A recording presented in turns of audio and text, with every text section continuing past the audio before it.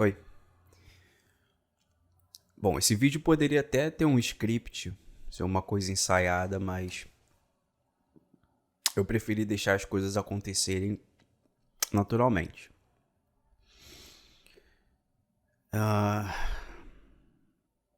Eu queria fazer uma pergunta. Você já sofreu bullying em algum momento da vida?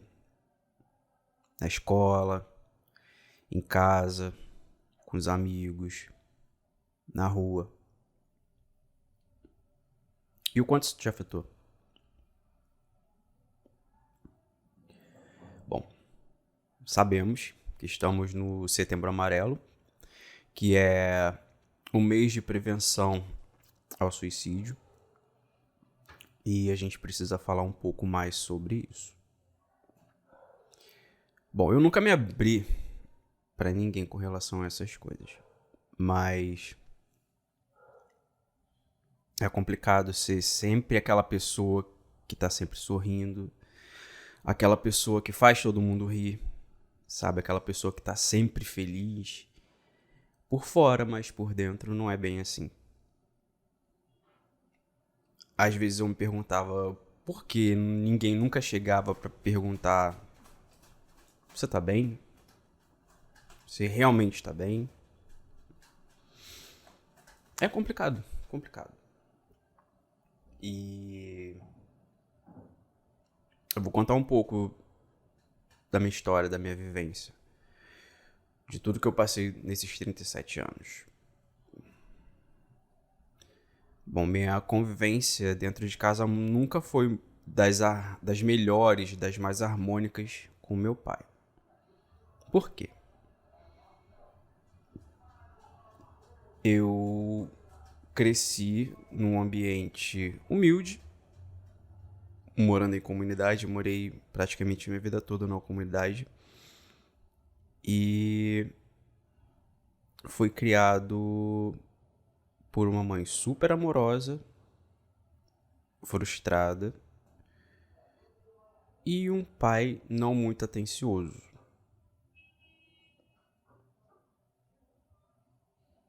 E machista.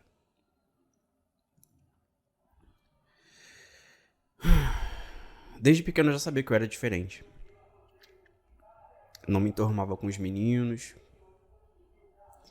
Era uma criança muito feliz, muito dada. Ia com todo mundo, tava sempre sorrindo. Aprendi as coisas que queria sozinho. Ia pra rua brincar com as crianças. Não me sujava. Não me misturava muito. E majoritariamente brincava com meninas. E isso começou a incomodar muito meu pai. Porque meu pai era aquele típico morador de subúrbio carioca. Boa praça, conhece todo mundo, tem muitos amigos, tá sempre na porta do bar, bebendo. E sempre questionava o meu jeito diferente, falando que, nossa, o que os meus amigos vão pensar, o que as pessoas vão falar. Eu não tenho filho viado, sabe? Mas criança. A gente é criança, a gente não tem maldade de nada, a gente não sabe o que tá fazendo, a gente não sabe de nada, tudo é muito novo, a gente tá aqui há pouco tempo. E conforme eu fui crescendo, fui despertando interesse em outros meninos. Com isso veio a adolescência, foi a fase mais complicada, porque entra a questão de aparência, você tenta se enturmar com outras pessoas e não consegue por ser tímido, muito na sua, por ser diferente. E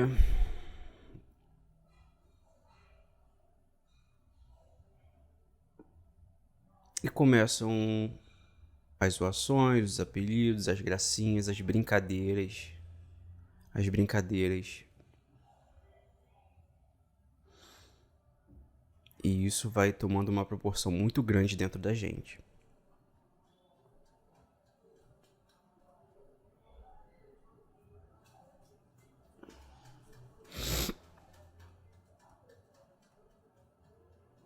Eu passei minha adolescência questionando: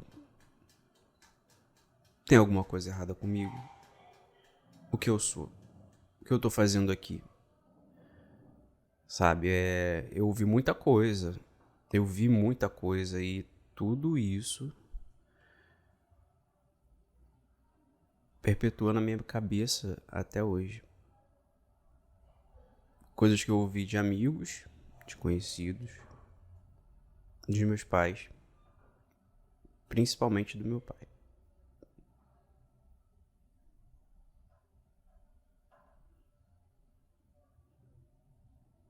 Foram anos de humilhação na rua, em locais públicos, na frente de outras pessoas. São palavras que eu guardo até hoje. Eu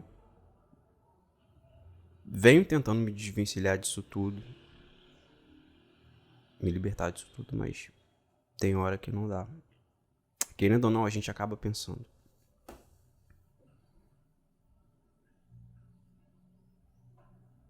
Você não vai ser ninguém. Você não serve nem pra catar lixo, nem pra catar merda na rua. Você é um lixo, você é um merda.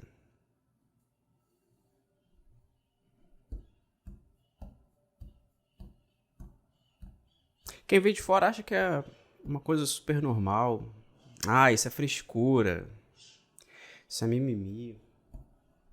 Cara, mas se põe no lugar de um adolescente que tá começando a vida, tá se descobrindo, é tudo muito novo. Receber preconceito vindo do seu próprio pai e palavras que te põem pra baixo é muito complicado. É muito complicado. Foram anos ele me jogando pra baixo, me dizendo esse tipo de palavra, me ameaçando. Quantas vezes eu apanhei sem motivo? Lembro a vez que eu tirei uma nota ruim. Ele nunca foi daquele pai que acompanha muito a vida escolar dos filhos. Não acompanhava nada, tava sempre na rua, no barzinho, bebendo, chegando tarde em casa, traindo minha mãe. E ele cismou uma vez em ir na escola para ver minhas notas. Assumo que nunca fui muito bom em matemática. Era ótimo em português, em inglês, nas outras matérias, mas matemática nunca foi meu forte. Então ele chegou em casa com um boletim questionando as notas. Nunca sentou 10 minutos para me ajudar com a lição de casa. Então ele rasgou o boletim e me fez comer o boletim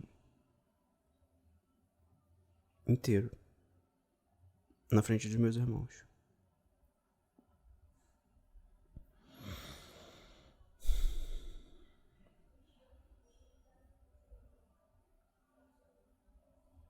Devido a atitudes como essa, eu decidi me afastar, mesmo morando no mesmo ambiente que ele ainda.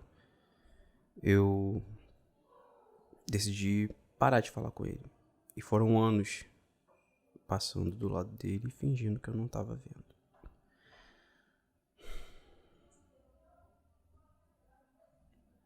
Eu lembro que um dia eu fui na casa da minha tia, irmã dele, buscar alguma coisa que eu não me recordo.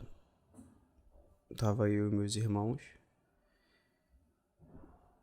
E ele ameaçou quebrar meus dentes. Porque ele falou alguma coisa comigo e eu rebati por não aguentar mais ouvir tanta coisa, calado. Ele me ameaçou de agressão.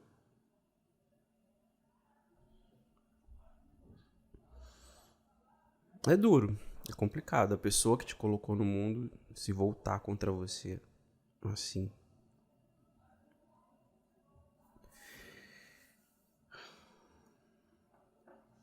Mais ou menos em 2006, 2007 foi a época que eu comecei a me descobrir. Conheci pessoas iguais a mim. Comecei a sair. A gente sabe que pro adolescente LGBT a vida começa muito tarde. E pra mim minha vida começou muito tarde. Eu fui aproveitar minha adolescência quando eu já tinha 23 anos de idade. Eu já estava velho pra começar a sair, conhecer pessoas. Mas pra mim era tudo muita novidade, muita gente diferente, ambientes diferentes. E numa dessas saídas eu me apaixonei. E caí uma simples bobeira de tirar uma foto, beijando um menino. A gente sabe que a pessoa quando tá apaixonada faz certas coisas. E eu guardei essa foto. Meu computador, de colocar o cerca, vídeo programas, o Windows, nossa, escondi essa foto no lugar mais improvável dentro do computador e ele achou. Eu passando no corredor, ele me para mostrar a foto e me questiona, o que é isso? Eu já não tinha mais força, nem tinha mais vontade de esconder o que eu era. Afinal de contas, eu passei 23 anos renegando quem eu era, questionando. E eu falei, isso é um beijo. É um beijo de dois meninos, duas pessoas que se gostam. Ele fez questão de mostrar para meus irmãos. Meu irmão do meio até falou, só você que não sabe. Já era nítido. E depois desse dia, ele me ameaçou de expulsão. Disse que não tinha filho viado, que não queria me botar pra fora de casa. Minha mãe sempre foi muito neutra com relação a essas coisas. Minha mãe era o tipo de esposa que fazia tudo pelo marido. A comida estava sempre pronta, a roupa estava sempre arrumada, enquanto o marido estava na rua com outras mulheres, fazendo besteira, andando com gente errada.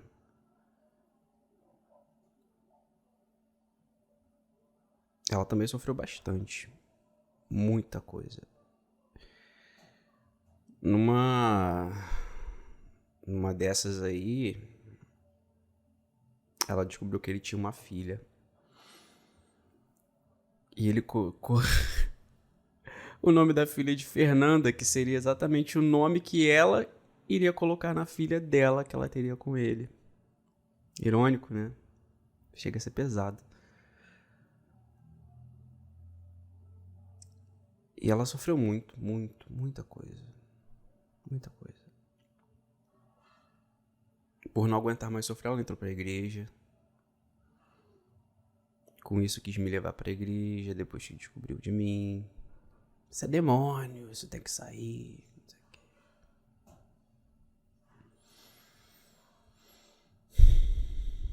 Tudo isso foi cansando, sabe?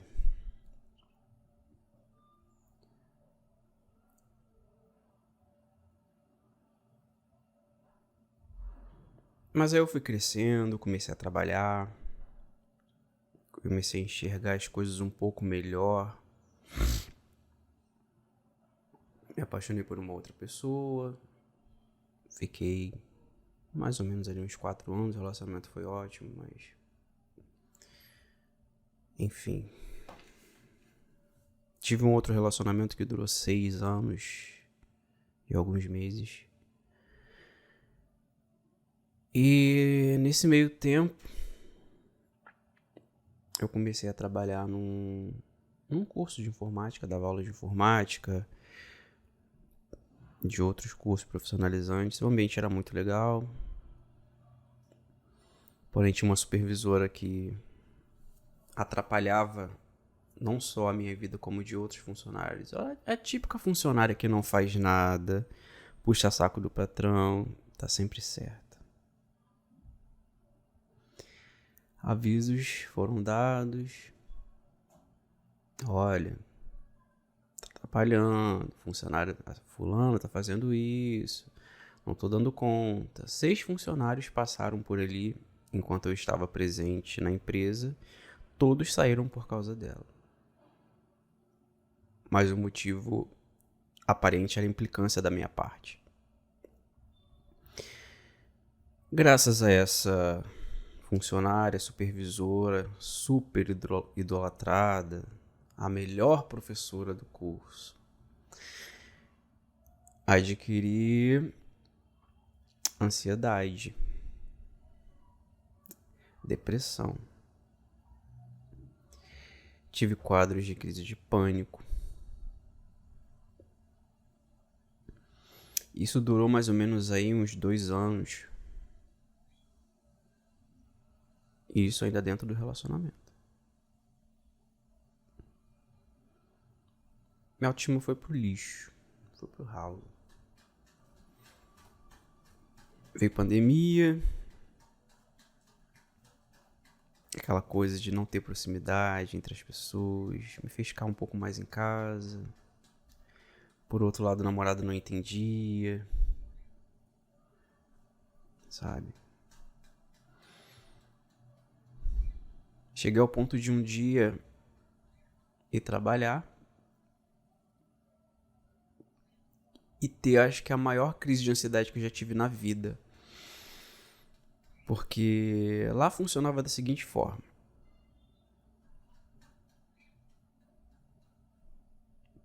Teremos cursos novos na grade. Era dado tempo hábil pra gente estudar o conteúdo? Não. Quando a gente menos esperava, o curso já estava na grade, com alunos matriculados, e a gente não sabia nada. Inúmeras vezes eu falei, gente, vocês não podem fazer isso. O curso fica vendido. A gente mais ainda porque está lidando com o aluno dentro da sala. O aluno vai me perguntar um conteúdo, eu não vou saber explicar. Eu vou dizer, não sei. Olha o papelão. Olha a vergonha. E olha a pressão que a gente vai sofrer dentro da sala. Dito e feito. Um aluno foi fazer aula de matemática financeira, alguma coisa parecida. E como ele tinha pago o curso à vista, ele poderia fazer quantas horas quisesse para poder terminar o curso mais rápido. E numa dessas ele ia ficar 8 horas fazendo aula direto. Justamente no meu plantão. O cara me tirou pra Cristo, sabe? Acabou comigo. Eu não tô entendendo. O conteúdo tá errado. Eu fiz certo. A aula tá errada. Eu falei, olha, eu posso ver no sistema se tem algum erro. Posso ver com o suporte o que a gente pode fazer. Amigo, eu não quero suporte. Eu quero que você sente aqui do meu lado e me explique o conteúdo. Como eu não sabia nada, comecei a ficar nervoso. A mão começou a suar. Eu fiquei com muita falta de ar. Saí da sala. Eu me tremia tanto que eu deitei no chão. E olha, eu acho que eu nunca chorei tanto na minha vida. Nunca, na vida. Acho que eu nunca chorei tanto de gritar, a ponto de gritar. Eu tava pra enlouquecer. Eu gritava que eu queria ir embora, que não aguentava mais. Então meu gerente chegou. O gerente de um curso de informática que também é enfermeiro. A pessoa que trabalha em um hospital sabe o que uma pessoa ansiosa, uma pessoa depressiva passa. Ainda mais num ambiente de trabalho tóxico e opressor. Eu disse que precisava de férias. E não, tudo bem, pode ir pra casa. Eu falei, eu preciso fazer tratamento. Eu não tô aguentando. É muita pressão. E eu preciso de férias. Não demorou muito, minhas férias que já estavam pra vencer saíram. E eu sabia que iriam me mandar embora quando eu voltasse. Aproveitei minhas férias, fui pra Santa Catarina com um namorado. Já vinha percebendo que as coisas já não estavam mais como antes. E na volta, eles me mandaram embora.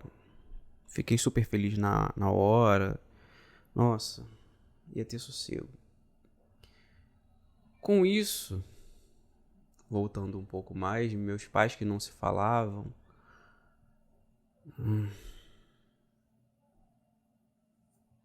Isso me lembra a questão da casa.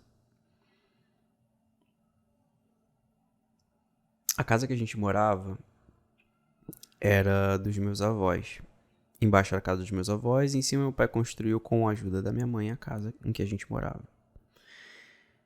Nessas indas e vindas do meu pai, tá indo minha mãe, tendo 2 filhas na rua, ainda no casamento, que eles são casados no papel. Meus avós faleceram e minha tia, que até então tinha um apartamento dela, a casa dela, tava sempre na dela, do nada vendeu a casa de baixo.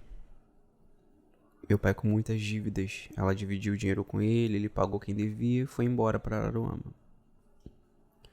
Não satisfeita, ela apareceu lá em casa, só estávamos morando eu e minha mãe, e ela nos deu prazo de 30 dias para arrumar um lugar. Vocês com certeza conhecem algum lugar. Vocês têm aí 30 dias para sair porque eu vou vender a casa. Olha, eu fiquei quieto na hora. Eu sou do tipo de pessoa que não mais. Eu via muitas coisas, aguentei muita coisa calado. Eu era muito do tipo observador. Eu falei. Falei.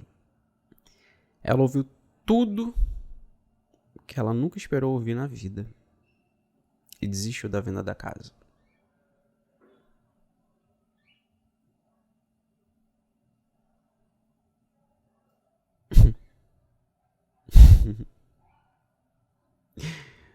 Ai, eu lembrei também, antes desse episódio dela aparecer lá pra vender a casa, meu pai não falava comigo, não falava com a minha mãe, e pra gente poder subir, nós passávamos pelo corredor e ele sempre assistindo TV na sala, sempre jogava umas piadas tipo, vai acabar, tá acabando, vai morar na rua. E eu sempre passava, ouvia, eu falei, esse cara tá de brincadeira com a minha cara. Até um dia que eu estourei. Pisciano tem essas coisas, né, de ficar muito na dele, quietinho. Pisciano é sempre bobo, é fofo, é trouxa, como dizem. Mas Pisciano não é trouxa, gente. Pisciano não é trouxa, Pisciano é sonso. Demorei pra aceitar isso. E eu falei, estourei, expus tudo o que eu aguentei durante uma vida. Mas não falei baixo, eu falei alto pra todo mundo ouvir, pra rua inteira ouvir. Me senti de alma lavada. E veio de dentro uma força, uma gargalhada que eu sabia que era meu Exu presente comigo. Ele nunca me abandonou. Mesmo eu não o conhecendo, ele nunca me abandonou. Isso desde pequeno. Desde pequeno ele já estava presente na minha vida e eu nunca percebi. Talvez minha mãe tenha percebido. Quando criança ainda eu soltava umas gargalhadas. Que loucura, gente. Mas é isso, sou muito grato a ele por tudo. Voltou no assunto, minha mãe, numa reviravolta, voltou a falar com meu pai. Ele fez ela sair do emprego pra ir morar com ela em Araruama. Então ela largou tudo, pegou as coisas dela e foi. Foi, sim, sabe? Já era a vontade dela sair dali. As irmãs dela estavam pra lá. Ela nunca gostou muito dali. Comunidade, baile funk perto, criminalidade. Dá pra entender um pouco a situação. Eu fiquei sozinho. Desempregado. Vivendo com parcelas do auxílio. E ainda muito abalado com ansiedade, depressão. O namoro já não tava lá aquelas coisas.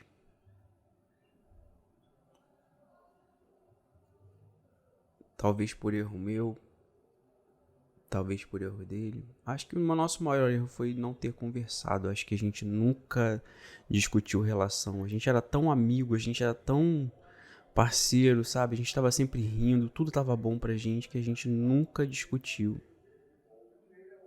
Nunca sentou pra conversar o que tava bom, o que tava ruim, o que podia melhorar. Fui morar em Araruama, passei 7 meses lá, tentando algo, não consegui nada. 7 meses trancado dentro do quarto. Sem muito o que fazer, sem dinheiro, sem amigos, sem nada.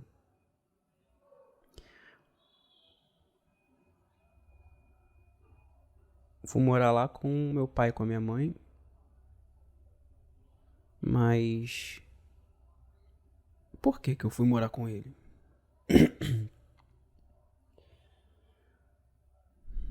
Próximo do Dia dos Pais, ele me mandou uma mensagem me pedindo desculpas por tudo.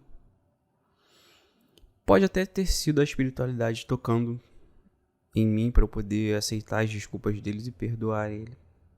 Tentar perdoar ele por tudo que ele me fez. Venderam a casa, fui pra lá. Eu sou uma pessoa que eu nunca gostei muito de dar trabalho. Nunca gostei de, sabe, dar despesa pras pessoas. Sempre me senti muito culpado por isso. Talvez pelos traumas de infância, os traumas que eu tive com ele. Sabe, eu sempre fui o filho que nunca deu trabalho, que nunca fez nada de errado. E te digo que ser assim é difícil, é muito difícil. É muito difícil. E foi complicado, vi muita coisa, ouvi muita coisa, sabe? E eu esse tempo todo lá, sem dinheiro, não consegui emprego, longe das pessoas que eu gostava. Até que em maio de 2022 meu namoro acabou. Pra mim foi como se tivesse tirado um pedaço de mim. A dor chegou a ser física, sabe? Doeu muito. Nossa. Acho que foi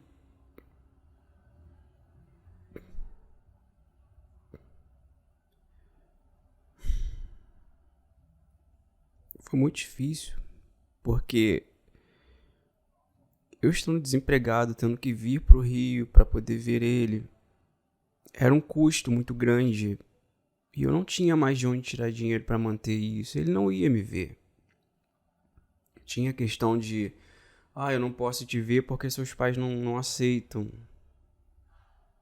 Cara, tinha a família dele lá que morava lá, a gente se encontrava por ali, era só questão de ir, sabe, manter a chama acesa, mas nunca rolou isso da parte dele.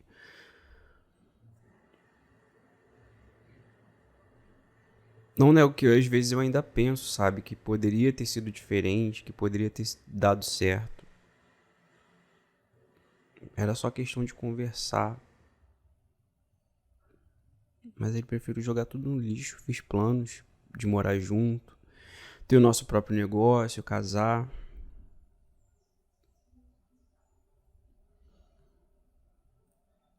Mas não foi dessa forma. Pouco mais de um mês ele já tava com uma outra pessoa. De um outro estado. Uma pessoa de Minas Gerais. Aí tá aí viajando final de semana pra ir ver outro menino.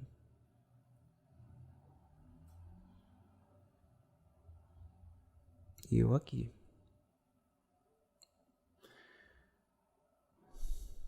É difícil. Foram 6 anos de me desvencilhar de sentimentos, de memórias.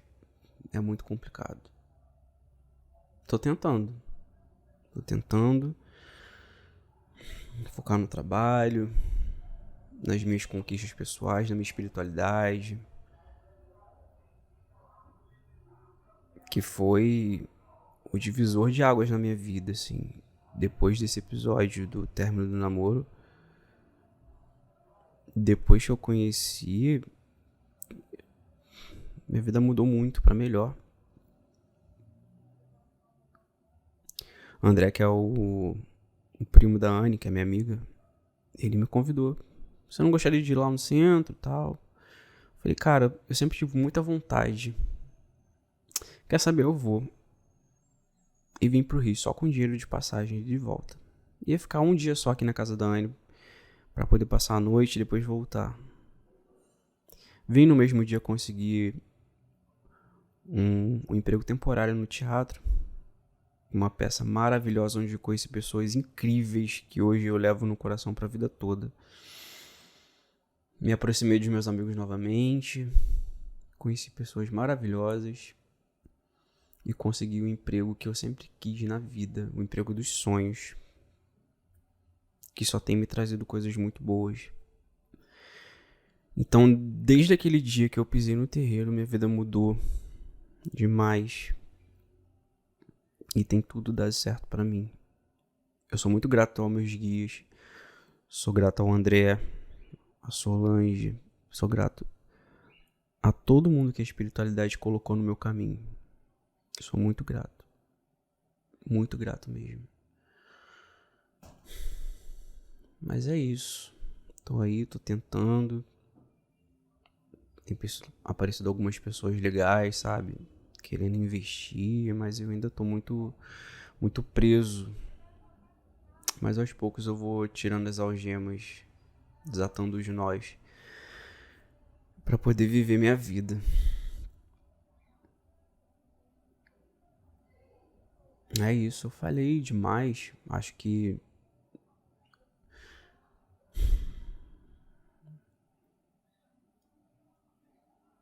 só deixei rolar, não tinha algo predefinido pra falar. Então era só isso, só queria contar um pouco da minha história, da minha vida. Claro, não contei tudo que eu gostaria de contar. Contei alguns pontos altos e baixos, mais baixos do que altos. Num resumo, eu sou uma pessoa que nunca teve nada. Sabe, pessoas da minha idade hoje em dia têm a vida encaminhada, tem um bom emprego, tem uma casa pra morar, um relacionamento legal. Eu nunca tive nada que eu pudesse falar, olha, isso aqui é meu, isso aqui foi o que eu conquistei, sabe? Eu não tenho nada. Mas hoje eu entendo que as coisas acontecem no tempo certo, quando tem que acontecer. Talvez não fosse pra eu conquistar nada durante todos esses anos e passar pelo que eu passei pra conseguir agora. Nunca é tarde pra nada. A gente nunca tá atrasado, a gente tá no tempo certo, mas no tempo que eles querem. E tudo vai melhorar. Acho que é isso.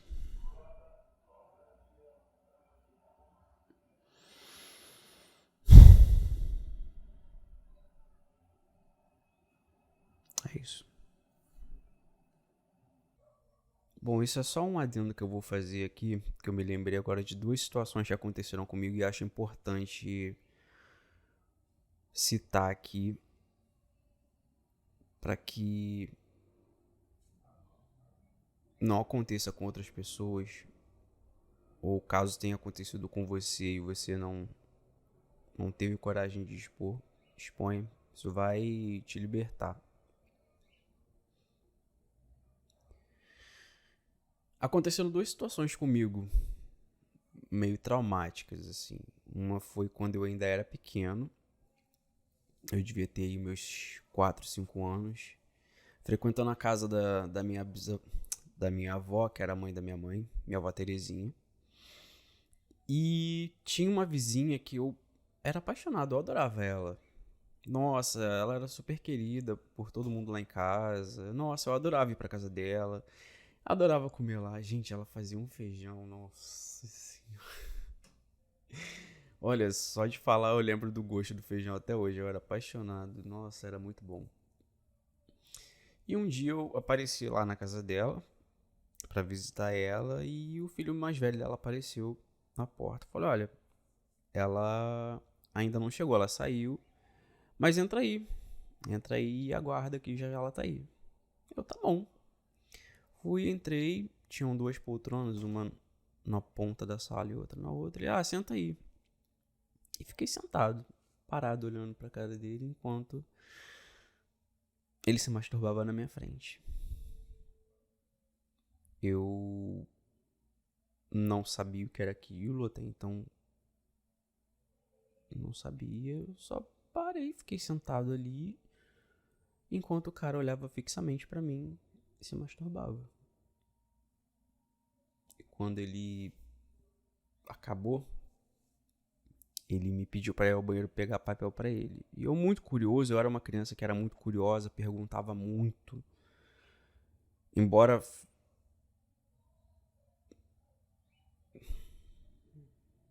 não digo tímido, porque a timidez ela veio depois. A timidez veio na adolescência.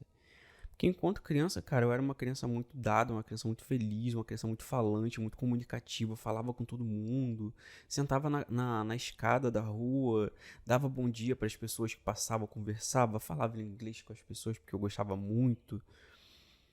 E eu era muito curioso e eu perguntei, eu falei, tio, o que é isso? Aí ele falou, é leite. Eu,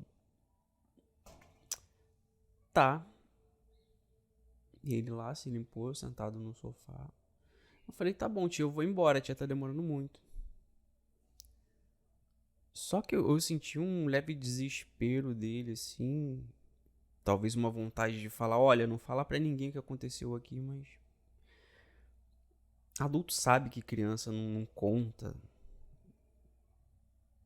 Ou se caso venha contar, a outra pessoa não vai acreditar. Cara, era final dos anos 80, início dos anos 90, sabe?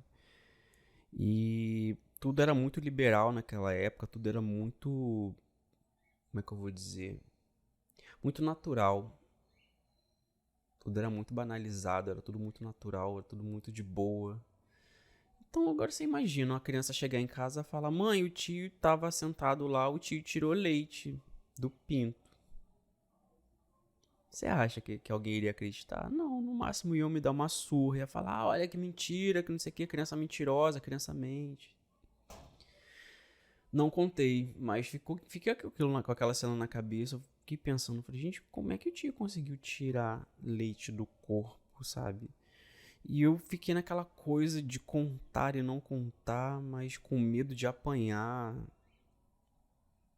Deixei passar e só fui contar agora depois de adulto. Minha mãe ficou horrorizada. E ela contou também que ela já sofreu alguns abusos, inclusive dentro de casa, por um conhecido do pai dela, que é o meu avô Alfredo, que também é falecido. E não foi só com ela, foi com algumas tias minhas também. No hospital, em diversos lugares ela foi assediada sexualmente. E a outra questão foi uma situação que aconteceu quando eu já era adolescente, devia ter meus 24, 25 anos. Nessa época que eu comecei a ir para as festas. E eu fui numa festa no centro do Rio. Era uma festa open bar, eu acho que era a maior boate que tinha no Rio de Janeiro. Cine Ideal, que, nossa, era muito bom. Era muito bom, conheci pessoas incríveis ali. Que, assim, fiz um grupo de amigos maravilhosos. Mas hoje em dia, cada um foi pro seu canto, sabe? Cada um tem suas prioridades. Não mantive amizade com muita gente, não. Hoje em dia, se eu falo com um ou dois, é muita coisa. E eu lembro que nesse dia eu bebi muito vinho, assim. Eu ia com os meus amigos, a gente bebia. Meus amigos já acabando de tomar cerveja, eu pegava um copo de cerveja, eu ia no vinho. Porque, vinho é gostoso, que não sei o quê. Eu fiquei tão bêbado, fiquei bêbado a ponto de fechar os olhos e não conseguia abrir os olhos. Eu ouvia tudo que acontecia à minha volta, falava, conversava com as pessoas, mas não conseguia abrir os olhos, não conseguia ficar de pé.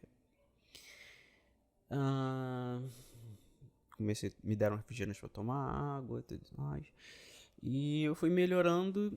Não lembro nem como eu cheguei no trabalho, porque na época eu trabalhava num hostel em Botafogo. E como eu iria trabalhar à noite, eu falei, vou pra lá, vou dormir e à noite eu vou ter que trabalhar, já tô por lá mesmo. Ótimo. Ai, cara.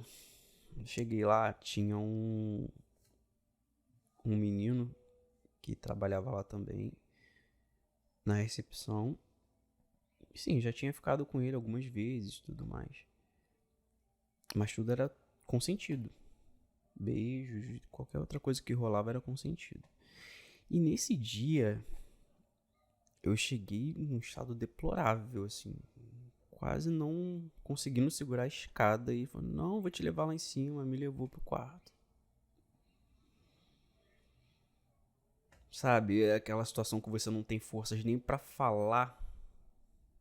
Se eu já não tinha condições de falar, quanto mais empurrar ele pra ele parar. E rolou. A mulher acabou comigo. Assim, me senti usado, me senti um lixo, sabe? E eu tava tão alcoolizado que sabe, eu não tive nem reação. Eu não conseguia pensar. E anos depois, cara, tudo pra mim aconteceu assim e veio à minha mente muito tarde. Somente anos depois, com essa conscientização das pessoas falarem sobre sofrer abusos e tudo mais, que eu fui entender, cara, que aquilo ali foi um estupro, praticamente. Eu fui estuprado dentro do meu local de trabalho.